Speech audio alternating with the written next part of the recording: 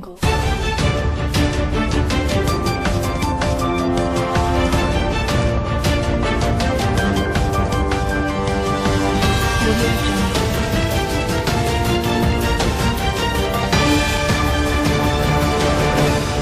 नमस्कार, Hindi news bulletin में आपका स्वागत है। मैं हूं विपाशा पाल। प्रस्तुत हैं आज के प्रमुख समाचार। प्रदेश के जंगलों में तेजी से फैल रही आग, केंद्र सरकार देगी हेलीकॉप्टर और भेजेगी एनडीआरएफ की टीमें। उत्तराखंड में कोरोना के 550 नए मरीज, 2 मरीजों की मौत, 3000 पार पहुंचे एक्टिव केस।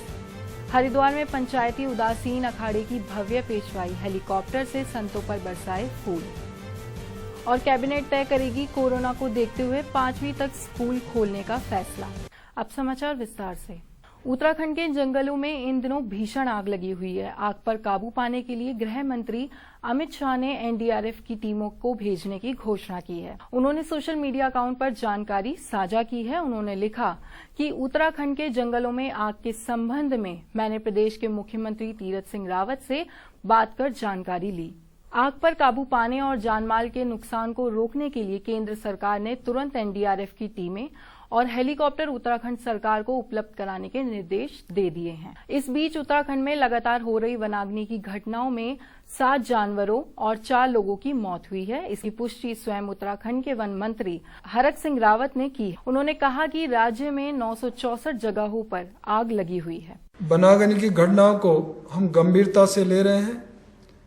मैंने आज ही माननीय केंद्रीय गृह मंत्री जी से बात किया कि गंभीर स्थिति है, उसको निपटने के लिए हमें 2 चॉपर की आवश्यकता है, जो तत्काल माननीय गृह मंत्री जी ने हमको उपलब्ध कराए हैं और आज ही वो हमारे प्रदेश के अंदर आए हैं। और निश्चित है कि उससे हम लोग आग में काबू पाएंगे और आम जनता को निजात दिलाएंगे।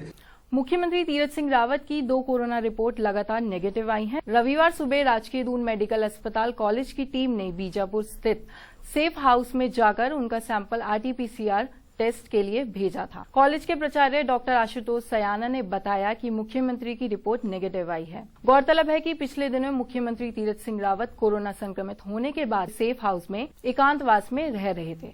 उत्तराखंड में कोरोना संक्रमण दोबारा तेजी से फैल रहा है। रविवार को 24 घंटे में इस साल के सबसे ज्यादा 550 नए संक्रमित मरीज सामने आए हैं। वहीं 2 मरीजों की मौत हुई है। प्रदेश में सक्रिय मरीजों की संख्या 3000 पार पहुंच गई है। स्वास्थ्य विभाग के आंकड़ों के अनुसार रविवार को 34,568 सैंपल की रिपोर्ट नेगेटिव आई है।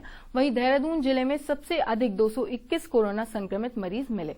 हरिद्वार में 173, नैनीताल में 55, उधम सिंह नगर में 23, पौड़ी में 14, अल्मोड़ा में 14, बागेश्वर और चंपावत में 8-8, चमोली में 2, पिथौरागढ़ में 5, रुद्रप्रयाग में 1, टिहरी में 17 और उत्तरकाशी में 9 संक्रमित मिले हैं। हरिद्वार में सनातन संस्कृति और देशभक्ति के रंग में रंगी श्री पंचायती अखाड़ा बड़ा उदासीन निर्वाण की पेशवाई धूमधाम से शहर में निकली। भारत माता की प्रतिमा और 108 फुट लंबे राष्ट्रीय ध्वज के साथ पेशवाई हुई। करीब 4 किलोमीटर लंबी पेशवाई में उत्तराखंड की लोक संस्कृति छाप भी दिखी। संतों के दर्शन के लिए जगह जगह लोगों का हुजूम उमड़ पड़ा। पेशवाई के दौरान 3 हेलीकॉप्टर संतों और श्रद्धालुओं पर पुष्प वर्षा करते रहे।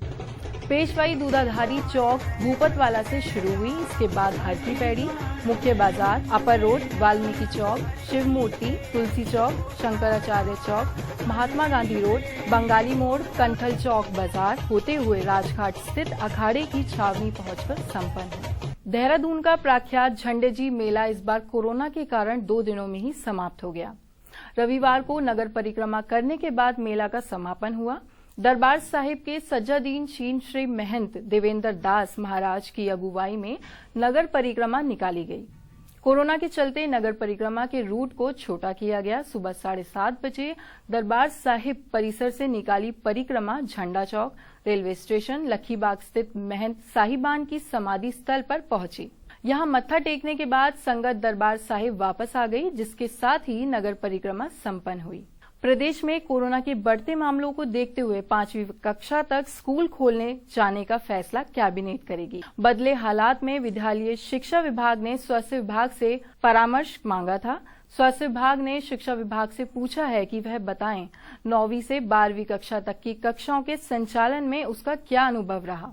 साथ ही स्वास्थ्य विभाग ने प्रदेश में कोरोना संक्रमण के मामलों में निरंतर हो रही वृद्धि की जानकारी मांगी है। यही वजह है कि अब स्कूल खोलने का प्रस्ताव कैबिनेट के समक्ष रखा जाएगा। इसी के साथ आज के समाचार समाप्त हुए। आप हमारे YouTube चैनल उत्तरजन टीवी को सब्सक्राइब करें और बेल आइकन दबाएं। नमस्कार।